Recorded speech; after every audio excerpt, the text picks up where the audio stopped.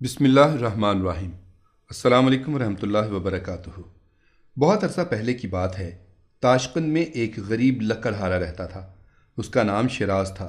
وہ جنگل سے لکڑیاں کاٹ کر شہر میں فروخت کرتا تھا، جس سے اسے اتنا تھوڑا معاوضہ ملتا کہ اس کا گزارا بہت مشکل سے ہوتا۔ شہر سے بہت دور ایک درویش کی جھونپڑی تھی۔ وہ ہر وقت اللہ کی یاد میں مشغول رہتے تھے۔ شیراز ان درویش کی خدمت میں حاضر ہوا اور جھونپڑی کے باہر سے آواز لگائی، اے محترم بزرگ، کیا میں اندر آ سکتا ہوں؟ درویش نے کہا، دروازہ کھلا ہے، تم اندر چلے آؤ۔ شیراز جھونپڑی میں داخل ہوا۔ اس نے ادب سے درویش بابا کو سلام کیا اور بولا، بابا جی، میں ایک غریب آدمی ہوں، اللہ کے واسطے میری کچھ مدد کیجیے۔ درویش نے کہا، کل ہی شہر کے قاضی نے مجھے 1000 اشرفیوں کی تھیلی بھیجی ہے۔ یہ سن کر شیراز کی آنکھیں خوشی سے چمکنے لگیں۔ درویش نے کہا، بیٹا، میں مفت میں اشرفیاں نہیں بانٹا کرتا، تم مجھے اپنی کوئی چیز دے دو اور اشرفیوں کی تھیلی لے لو۔ شیراز بولا، میرے پاس آپ کو دینے کے لیے ہے ہی کیا، ایک کلہاڑی اور ایک جھونپڑی۔ درویش نے کہا، یہ دنیاوی مال و اسباب میرے لیے بیکار ہیں، تم کوئی ایسی چیز دو جو تمہاری اپنی ہو، مثلاً تمہاری دیکھنے کی قوت باصرہ۔ یہ کہہ کر درویش نے اپنا ہاتھ شیراز کی آنکھوں پر رکھ کر ہٹایا۔ اس کے ساتھ ہی شیراز کی بینائی جاتی رہی۔ شیراز گھبرا کر بولا، بابا جی، آپ نے تو میری دنیا ہی اندھیر کر دی ہے۔ اب میں قدم قدم پر ٹھوکریں کھاؤں گا، راستے میں کسی گڑھے میں گر جاؤں گا یا پھر کسی چیز سے ٹکرا کر زخمی ہو جاؤں گا۔ اللہ کے واسطے میری بینائی واپس کر دیجیے۔ درویش نے اپنا ہاتھ شیراز کی آنکھوں پر رکھا اور اس کی بینائی واپس آ گئی۔ شیراز نے کہا، آپ میری کوئی اور چیز لے لیں۔ درویش بابا نے کہا، رنگوں کی شناخت لے لوں؟ شیراز خوش ہو کر بولا، جی ہاں، آپ مجھ سے رنگوں کی شناخت لے لیجئے۔ درویش نے اس کی آنکھوں سے ایک رنگین جھلی نکال کر شیشی میں بند کر دی۔ ابھی کچھ ہی دن گزرے تھے کہ شیراز پھر درویش کے دروازے پر دستک دے رہا تھا۔ درویش نے کہا، دروازہ کھلا ہے، میرے بچے، تم اندر چلے آؤ۔ شیراز نے کہا، میں اپنی زندگی سے بیزار ہو گیا ہوں۔ رنگوں کی شناخت ختم ہونے سے سب رنگ سفید یا بس سیاہ نظر آتے ہیں۔ آسمان کی نیلاہٹ، زمین کا مٹیالہ رنگ، درختوں کی ہریالی، گھاس کا سبزہ، پھولوں کی رنگینی، سبھی جاتی رہیں۔ کالے رنگ کا شوربہ اور دودھ یا سفید روٹیاں دیکھ کر مجھے کراہیت محسوس ہوتی ہے۔ کالے سیاہ رنگ کے تربوز کی کالی قاش کھاتے وقت دل متلانے لگتا ہے۔ اللہ کے واسطے میری رنگوں کی شناخت مجھے واپس کر دیجیے۔ درویش نے شیشی سے رنگین جھلی نکال کر شیراز کی آنکھوں پر دوبارہ لگا دی۔ شیراز فوراً جھونپڑی سے باہر کی طرف دوڑا۔ وہ بہت دیر تک نیلے آسمان، سرسبز گھاس، سرخ اور گلابی پھولوں، طرح طرح کے رنگین پرندوں کو دیکھتا رہا اور آخر میں بولا، یا اللہ، تیرا شکر ہے، مجھے تو اب معلوم ہوا کہ رنگوں کے بغیر زندگی کتنی بے مزہ ہے۔ درویش نے کہا، ہاں بھائی، اب بتاؤ تم اپنی کون سی صلاحیت مجھے فروخت کرو گے؟ تمہاری قوت سماعت یعنی سننے کی طاقت لے لوں؟ شیراز بولا، ہاں، بھوکے مرنے سے بہتر ہے کہ انسان بہرا ہو کر زندگی گزارے۔ درویش نے شیراز کے کانوں سے کچھ نکال کر ایک ڈبیا میں بند کر دیا۔ ابھی تھوڑے دن ہی گزرے تھے کہ شیراز پھر درویش کی جھونپڑی کے باہر کھڑا تھا اور کہہ رہا تھا، درویش بابا، میری مدد فرمائیے۔ درویش نے کہا، کیا بات ہے، تم بہت پریشان دکھائی دیتے ہو۔ شیراز بولا، اے بزرگ، اب میں چڑیوں کے چہچہانے، کوئل کی کوکو، بلبل کی سریلی آواز سے محروم ہو گیا ہوں۔ بازار جاتا ہوں تو ہر وقت حادثے کا دھڑکا لگا رہتا ہے۔ کل شام میرے پیچھے سے آنے والا گھوڑا بتک گیا۔ لوگوں نے مجھے متوجہ کرنے کے لیے زور زور سے آوازیں دیں، لیکن مجھے کچھ سنائی نہ دیا۔ ایک شخص نے مجھے بازو سے پکڑ کر ایک طرف کھینچ لیا اور گھوڑا میرے پاس سے گزر گیا۔ اللہ کا شکر ہے کہ میں حادثے کا شکار ہونے سے بچ گیا۔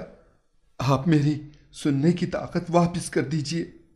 درویش نے شیراز کو سننے کی طاقت واپس کر دی اور کہا، ہاں بھائی، اب تمہاری کون سی صلاحیت حاصل کروں؟ حصے ذائقہ اور حصے شامہ لے لوں؟ پھر نہ تمہیں کسی چیز کا ذائقہ محسوس ہوگا اور نہ خوشبو یا بدبو۔ شیراز نے کہا، جی ہاں، ذائقہ اور سونگنے کی حس میرے لیے کسی کام کی نہیں، یہ آپ لے لیجیے۔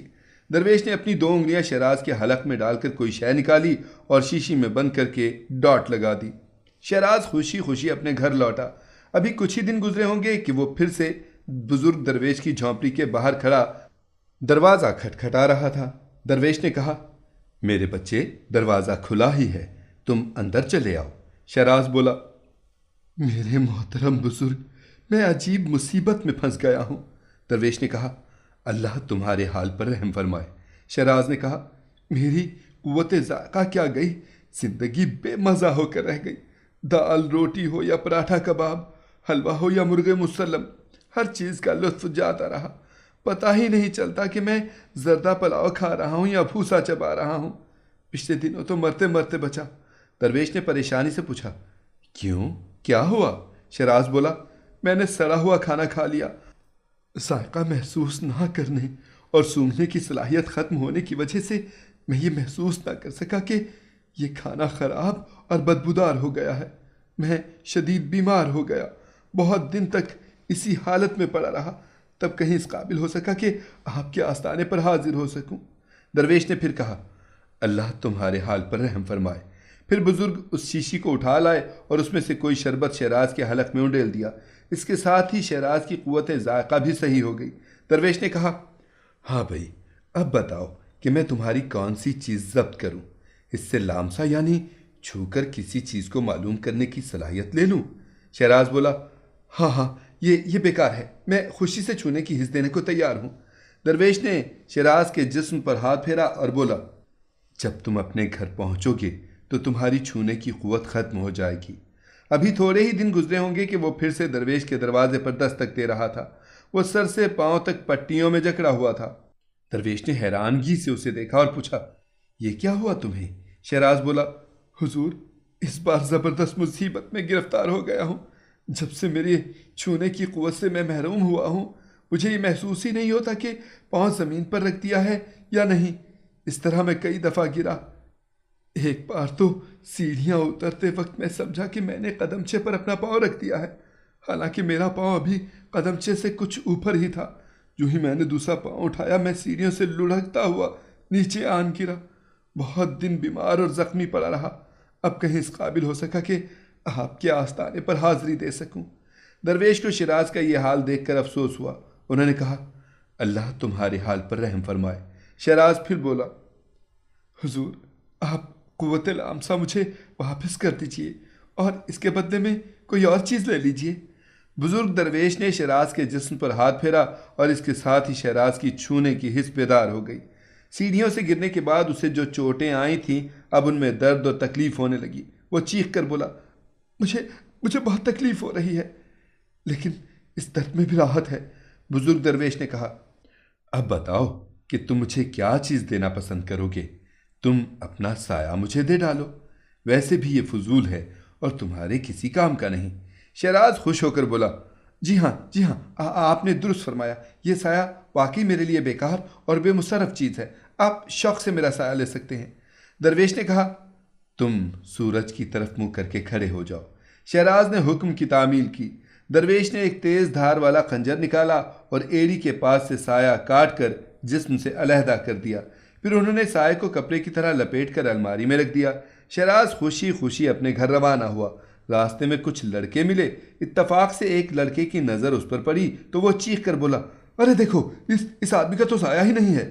ایک بچہ سہم کر بولا میں نے سنا ہے کہ جن بھوتوں کا سایہ نہیں ہوتا، ضرور یہ شخص کوئی جن بھوت یا کوئی خبیث روح ہے۔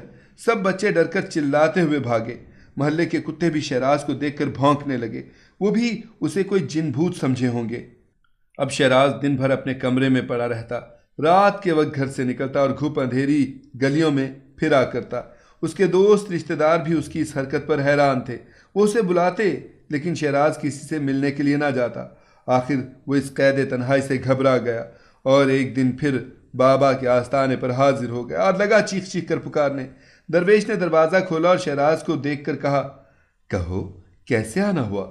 شہراز رونے لگا اور بولا حضور، میں بہت تکلیف میں ہوں، اللہ کے واسطے میری مدد کیجیے، مجھے اس مصیبت اور قید سے نجات دلائیے۔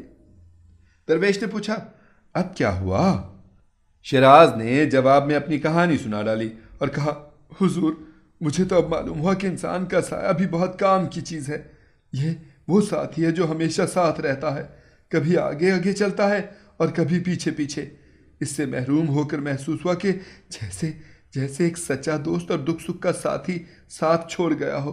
سائے کے بغیر میں اپنے آپ کو اکیلا اکیلا محسوس کرتا ہوں۔ بزرگ درویش نے کہا دیکھو بھائی، تمہاری روز روز کی دخل اندازی سے میری عبادت میں خلل پڑتا ہے۔ اب آخری موقع تمہیں دے رہا ہوں، اس کے بعد میں تمہاری کوئی بات نہیں سنوں گا۔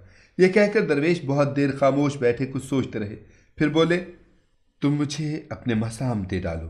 شہراز خوش ہو کر بولا، جی ہاں، آپ میرے مسام لے لیجئے، ویسے بھی یہ میرے کسی کام کے نہیں ہیں۔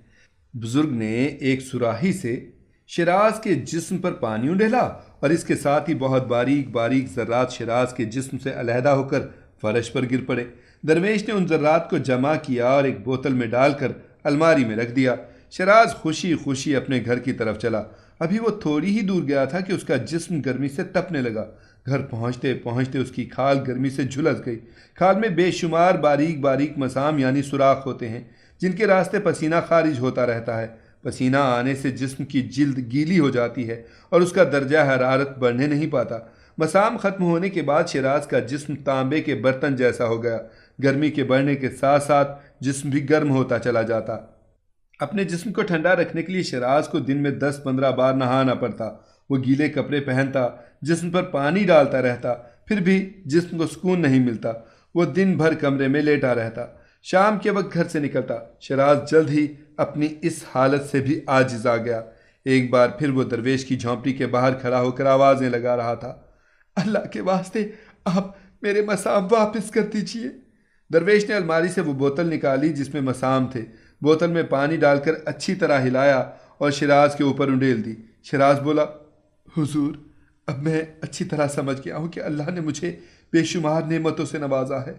ہر نعمت ہزاروں اشرفیوں سے زیادہ قیمت رکھتی ہے۔ یہ رہی آپ کی 1000 اشرفیوں والی تھیلی۔ میں اب محنت اور ہمت سے اپنی روزی کماؤں گا۔